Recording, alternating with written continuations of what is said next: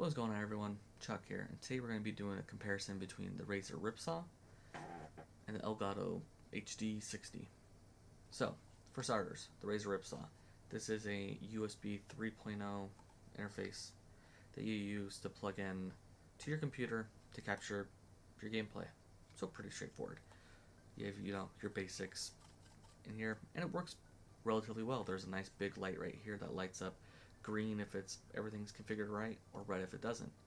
Now, this thing, when I bought it, I'm almost positive I spent like $170 on it.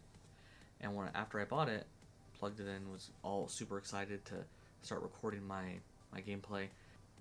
The program that you originally get with it was was behind a paywall, so you're able to record so much, and then you gotta, like, this is an intermission to get rid of it, pay this much amount, and then it would go on. So I figured, well, there's gotta be a different way, something better. And so then I found OBS and XSplit, went with OBS because it was free, and went from there. Getting this to cooperate with OBS was not super easy to do.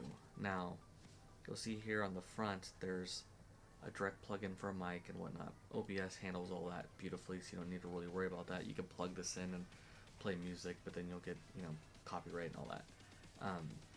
So plugging it in and trying to get OBS just to kind of get the Xbox to work was somewhat of a, had hurdles and nightmares, and it keep trying to reconfigure it, and by luck I got it to go through and start to work. Then I would unplug the input and plug my PlayStation into it, and it wouldn't work at all on OBS. No matter what I did, no matter how many times I messed with the settings, it wouldn't work.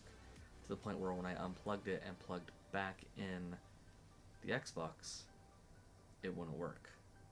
And then I had to fiddle around with it, and by some sort of luck I got it to work again. And so then I used this for about a year. And in the year I had different things from audio just crackling, which I'll give you an example right here.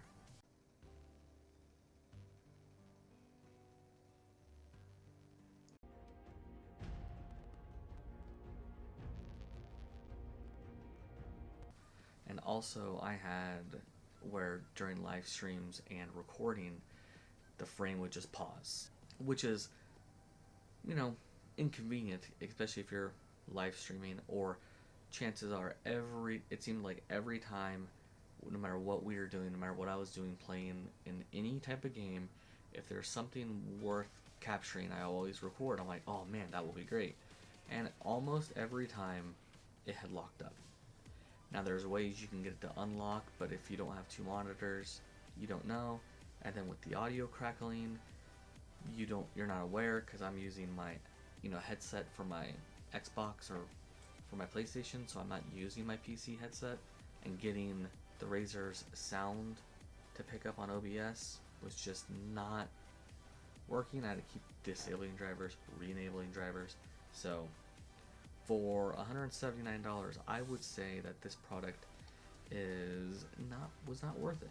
Now, I have 5 other Razer products, and I'm a huge Razer fan. This one just seemed to be in a unique kind of problem that I kept reoccurring. Recently, I bought the Elgato HD60 Pro.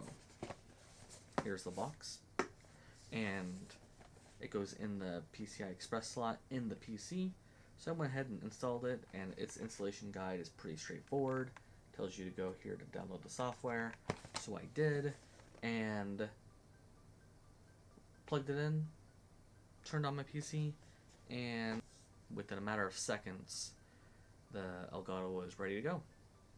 It even had some little overlays that they give you, and that was it. I had no fighting, no nothing. It picked up my mic. It made my mic super sensitive somehow, so must be some default settings in the background, and it was just ready to go. You can sign into your YouTube, and there's several different things that you can sign into. Now, the one thing that I can compare both these products to being about the same is latency. They say they both have low latency. The Ripsaw is a USB 3.0. The other one, the Elgato goes right into the motherboard, and both of them experience the same amount of latency. You tap the joystick, you tap it, then it moves, you tap it, then it moves, you tap it, then it moves, so it's not instant, right? If that makes any sense. And I know this is like super scientific, right? But so that was identical. Now, me personally, I don't want to be playing through the game preview anyway on OBS or the Elgato, or using Elgato in OBS. I don't want to be playing through that. With the Ripsaw, you had some degrading in quality of the image with the input lag. I have not used the Elgato through it, and I would assume it would be a very similar experience. If it's not, that would be shocking, and I'll make a video that's saying that it didn't happen. But all in all, as just going to the store, picking up something, and just going and buying it and installing it and just starting right now, I would say the Elgato has a huge advantage. I mean, but you know, Elgato has green screens and lights and everything to do with what you'd want to do with streaming. The Stream Deck. Razer has a lot of products also. You know, they have microphones and the camera, the one that I'm using with the little light ring on it, and it, you know, works fairly well for how small it is. I just think that this one here may not be worth the money if you can buy the other one for the exact same price. Now, if you're looking for a USB 3.0 interface and you don't want to open up your PC, you can buy this one. Elgato does have their own USB 3.0 interface. If you don't have a USB 3.0, then obviously this one would be out. And I think Elgato has a USB 2.0 interface. So, now,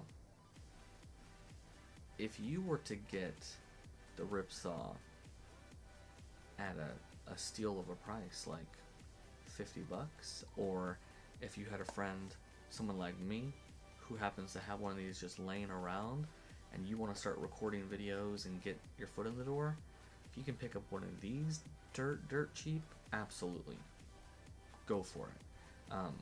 What was my problem? One of my problems was I have a pretty unique audio setup. I don't have quite an audio interface or audio mixer, so I run everything through my guitar pedal and then back out. That way I can play my guitar and then also listen to just whatever. I don't have to switch a bunch of plugs. I do think that was my main problem with the audio crackling with this, because I could disable it, my audio interface, and then re-enable it, and then that would seem to work as long as I had OBS open. With the Elgato, I have not come with that audio crackling problem at all. So I do believe it was probably a combination of this and maybe the USB 3.0, more importantly, and that. So, all in all, guys, that's my review. If I were you, getting brand new into the streaming world, if you can, try not to spend a lot of money.